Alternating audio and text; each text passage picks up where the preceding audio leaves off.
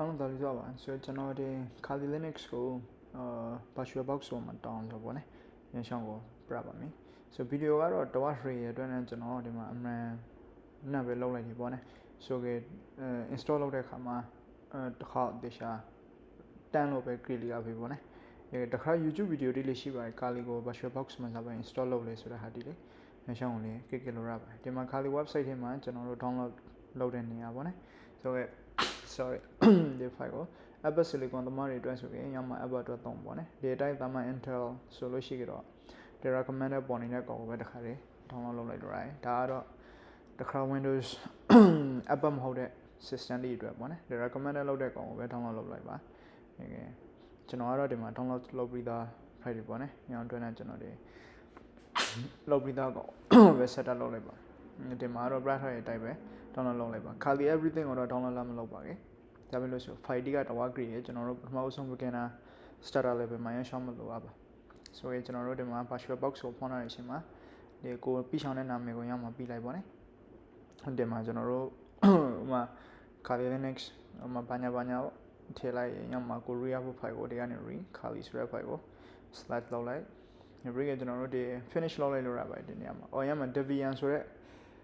Debian base ကိုသူက read လိုက်ပေါ့နော်သူက Ubuntu လို့တော့ဒီUbuntu ကလည်းတော့ဒီ Debian base file တွေတော့နဲ့သူက auto select လုပ်ပြီးထားတယ်ပေါ့နော်ဒီမှာ read လောက်ခါစတဲ့ကျွန်တော်တို့ဒီမှာ setting ကိုတစ်ခါပြန်နှိုက်ပါမယ် advanced option ကို read မယ်ရမှာ expert လို့ပြန်ပေါ့နော် advanced လို့ပါဒီနေရာမှာဒီ system processor read တဲ့နေရာဒီကိုသိချာစိတ်ကြပြပါဒီ processor တွေကတော့ကိုယ်မှအများရှိလို့ရှိကြတော့နည်းနည်း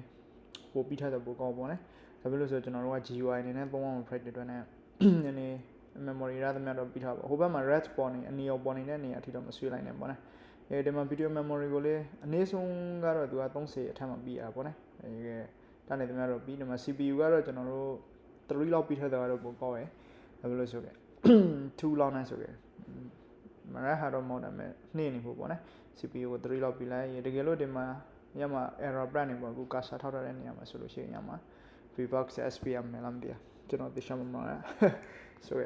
ညောင်းကို read လိုက်ပေါ့ညမှာပြလာခါခဲ့တာပဲဆိုဒီမှာ video memory ကိုလေသူကdefault အနေကတော့30အထက်မှာပြီးပေါင်းနေပေါ့နော်ဒါပေမဲ့တတ်နေတယ်များပြီးနေလीကောက်လိပဲပေါ့ဒါပေမဲ့မရဆိုလို့ရှိရင်လေတတ်နေတယ်များတော့30အထက်မှာပြီးဖို့ကျွန်တော်တို့က recommend ပေးနောက်ထပ်တစ်ခုကတော့ဒီ network ပေါ့နော် network မှာ adapter မှာထဲမှာနေပြီးနေရနေမှာဒီ bridged adapter ဆိုတဲ့ကောက်ကို read လိုက်ပါပြီးလို့ရှိရင်ဒီမှာသူကWLAN လား ETH လားညရှောင်းကတော့ကိုယ်မျိုးစားပေါ်မူတည်ပြီးနေကို read ဒီမှာဆိုခဲ့ allow all ကိုနှိုက်ပြီးလိုက်ညမဆို break ပါပြီဆိုခဲ့ကျွန်တော်တို့ဒီမှာ start ကိုနှိုက်လိုက်တယ်သူက virtual box နဲ့ပွားလာနေမယ်ညမှာဒီ type ပဲ default type ပဲ enter ခေါက်လိုက်လို့ရတယ်ကျွန်တော်မှာဒီ Kali မှာနည်းနည်းဟိုအစားတစ်ခုရှိရလေ install လုပ်ရတဲ့အခါမှာညနာဖယ်လို့ဒီ virtual box ကတော့အမှန်တိုင်းပြောလို့ရှိရင် VMware နဲ့ install လုပ်စကားပေါ်လို့ဆောင်ပေးဒါပေမဲ့ကျွန်တော်ကဒီ virtual box နဲ့ပဲဟိုဘက်မှာ ပြထားတော့ virtual box နဲ့ပဲ install လုပ်လိုက်တယ်ပေါ့ဒီနေရာမှာတဝက်ကပါတယ်အရှင် offline ကတော့ဒီ install လုပ်တဲ့ process file တွေပေါ့နော်ဒါလို့ဆိုခဲ့operating system တစ်ခုကိုတောင်းရတဲ့အတွက်နဲ့အရှင် offline ကတော့ Narina ရှိလို့ crack နိုင်ရေလွတ်ထားတယ်ပေါ့လေဆိုခဲ့ဒီမှာကျွန်တော်တို့ install လုပ်လိုက်ရင်ဒီမှာ host ဒီ host name ကြတော့ကျွန်တော်စာပြီးဖို့လဲပေါ့နော်ဒီ host name ကဇာလဲဆိုလို့ရှိရင်ကျွန်တော်ဒီမှာ terminal မှာပြန်ပြပါမယ်ဒီဘေးမှာဝင်ဝင်ဦး row ကောက်ရဲ့ဘေးမှာနေပြီးနေ AS လို့ပေါ်နေပေါ့ညနေရဆိုကျွန်တော်တို့ပြီးဖို့နေရဖိုက်ပါတယ်ညမှာ host ပေါ်နေဆိုကြညနာမီကတော့ brand လို့ proper brew ကလွယ်ပြဿနာတော့ထွေထုမရှိဥမာ Kali လို့ပြီးချောင်းလေးပြီးလိုက်ပေါ့ကျွန်တော်ကတော့ဥမာ data နဲ့နာမည်ဖိုက်တဲ့ alpha ပေါ့ES alpha ပါညာပေါ့လေညမှာနာမည် read နေတာစာပုံစံပြရပါလေဆို read နေတာတော်တော်တိုက်ပါတယ်ဆိုတော့တခု read လိုက်ကပေါ့နော် read continue နိုင်လို့ရပါတယ်ဆိုရင်ဒီမှာ domain name ပေါ့မလိုအပ်ပါကျွန်တော် continue ဆက်နေလိုက်ပါညကရမှာဒီမှာဆိုရင် full name for the new user ပေါ့ဒါကတော့ login ဝင်ဖို့နေရာမှာ private နာမည် file တွေအတွက်နဲ့ကိုနာမည်ကိုပြီးဆောင်ပြီးပေါ့ဥမာမောင်များဘာညာပေါ့ညကကျွန်တော်တို့ alpha လို့ပဲထပ်ပြီးလိုက်မယ်ဒီမှာဆိုရင်သူကဒီ user name ပေါ့နော်ညမှာ1လုံးဦးလို့ပေါ်နေတဲ့နေတာပေါ့ည who am I လို့ write လိုက်လို့ရှိရင်ပေါ်လာဖို့နာမည် file တွေညနာမည်ကိုတော့ဒီနေရာမှာအသေးစိတ်ထည့်ပြီးတော့ plan လို့ပြောင်းလို့မရဟာတော့မဟုတ်ဘူးဒါပေမဲ့ cat တယ်ပေါ့နော်starter level မှာဆိုကြတော့တာမန် default တက်ပြီးလိုက် Kali ပြီးလိုက်လေပြဿနာတော့မရှိ crash ပြီးလို့ရပါဒါပေမဲ့ကိုကနည်းနည်း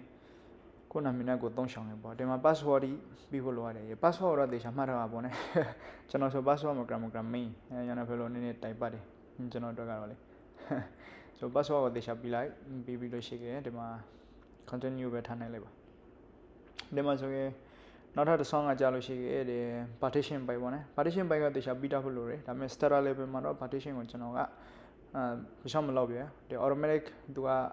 ဘာလဲ manual မလောက်လိုက်ပဲဒီသူပြီးထားတဲ့အတိုင်းပဲကျွန်တော်တို့သုံးဖို့ပေါ့နဲ့ဒီ use entire disk ကိုပဲကျွန်တော်တို့သုံးလိုက်ပါမယ်ညောင်းကောကိုနှိုင်းလိုက် continue နှိုင်းလိုက်ညောင်းဆိုသူကသူ automatic သူ read ပြီးလာလိမ့်မယ်ညမှာ continue ကိုပဲထားနှိုင်းလိုက်ပေါ့ဆိုရဲဒါဆို partition ကသူခွေးဖို့လိုတယ်ဒါပေမဲ့ဒီ starter level မှာ partition ကိုညောင်းလောက်ထိ remove ပြီးသည်ပေါ့ကာလီနဲ့နည်းနည်းအသားကြောက်သုံးဖို့အတွက်နဲ့ file လို့နောက်ဆုံးကျွန်တော်တို့1000 alpha တန်နေပြီးလာတဲ့အခါမှာနောက်တစ်ခါဗီဒီယိုထားလို့ဖိုက်ကြတော့ဆိုလောက်လို့ရတယ်ဆိုပြလောက်ဖို့ဖိုက်ပါဆိုဒီမှာ brand ပြောင်းဖို့လားမပြောင်းလားရအောင်မင်းနဲ့ဟာ yes ပြီးလိုက်ပြီးလို့ရှိရင်brand ပြောင်းဒီခုနကဖိုက်ကဇမင်းလဲဆိုလို့ရှိရင်ဒီနေရာမှာ yes ပြီးလိုက်ဆိုတော့ brand ပြောင်းဖို့ဆိုခဲလာခပဲပေါ့ပြောင်းလို့မရလို့တော့မဟုတ်ဘူးကာလီကကြာလို့ရှိရင်ရှင်းအောင်ပြလို့ရှိရင် Linux operating system က code scale ပေါ်မူတည်ပြီးနေ secret ပြောင်းပြုလုပ်ရတဲ့နေရာ Friday ကိုကတော့ beginner level မှာတော့မရဘူးပေါ့အေးရှင်းတော့တဝါကရပါဒီနေရာမှာလေအရှင် upfront ဆိုတော့တဝါအရှင်ယူတဲ့နေရာ Friday ညနောက်ဗီဒီယိုတစ်ခုပေါ့ဒီမှာဆိုရင်ခုနက brief လက်ခစတဲ့သူက double press လာလိမ့်မယ်ရအောင်တိုက်မှာဆိုရင်ဒီမှာ non row kd ကို select မမှတ်ပါဘူးဇာလို့ဆိုရင်ကို starter ညောင်းကောက်တွေက file လေးနည်းနည်း create ထားတယ်ဒီတာမှန် tab folder သာလို့ရှိကြလေ except c ကပို့လို့ကျွန်တော်ကတော့ပို့ create တွေပေါ့ tab folder ဟာ kd တချို့ဆိုလေ non ကို create တဲ့လူတရှိကနေပေါ့နော်ဒီတိုက်ပဲသူပြီးထားတဲ့ automatic slashing type ပဲကျွန်တော်တို့မှားပြီးနေ continue နှိုက်ပြီးလိုက်ခဲ့အဆောင်ပေးပေါ့နော်ဆို data for ပုံစံတိုင်းလို့ pressure နဲ့ fry ပါရမှာ continue ကိုနှိုက်လိုက်ခဲ့ကျွန်တော်တို့အဆောင်ပေးပါတယ်ကျွန်တော်ဇာတိ plan ခါနေမသိဘူးဗီဒီယိုလောက်တော့အတန်လောက်တော့အတန်မပါလားကျွန်တော်ကတဝါစကားဒီ problem နဲ့ကောက်လောက်လိုက်ရန်ရှောင်း brief လက်ခစတဲ့ကျွန်တော်တို့ဒီ restart plan ကြာလာလိမ့်မယ်ပေါ့နော်ညောင်းကောက်လေးအရှင်းကြပါတယ်ဒီလိုမျိုးဆက်ရှောင်းပေါ်လာဖို့တော့မဟုတ်ကျွန်တော်ကဗီဒီယို ကပ်ဖညာလောက်ထားလို့ပေါ့နော်ညမှာဒီနေရာမှာ enter copy လိုက်ဆိုရင်သူက enter ခေါက်စရာလည်းမလိုသူကညမှာ3-4 second လောက်ကြာလို့ရှိတယ်သူဆိုတော့သူပြန်ပွန်လာပါလိမ့်မယ်ပြန်ပွန်လာပြီးလို့ရှိခဲ့သူကဇာနေရာ roll out လဲဆိုခဲ့ login ဝင်တဲ့နေရာပေါ့ redirect သူနှမ်းပြလာလိမ့်မယ် login ဝင်တဲ့နေရာ roll လို့ရှိခဲ့ကိုပြီးထားတဲ့ username password ကိုကျွန်တော်တို့နှိုင်းလိုက်ပြီးခဲ့ login ဝင်လို့ရပါညမှာဆိုလို့ရှိခဲ့ကျွန်တော်တို့ပထမဦးဆုံးတဲ့ login surprise တဲ့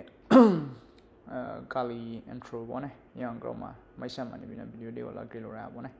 ညောင်းတိုင်းနဲ့တူတူ file ခါပါလိမ့်မယ်ဆိုရခုကတော့ virtual box မှာ file လို့ထားတယ်ဆိုတော့ကျွန်တော် virtual box မှာ functionality မကန်တောင်းထားလို့ဆိုဒီမှာ login ကိုရိုင်းရဖို့နာမည်ကိုရိုင်းလိုက်မြန်မာကျွန်တော်ဟို server နဲ့မှားပါနဲ့ right နေတွေ့လားမသိပထမပြီးထား alpha ဒါလည်းမသိရ organic လားမသိပြီးထား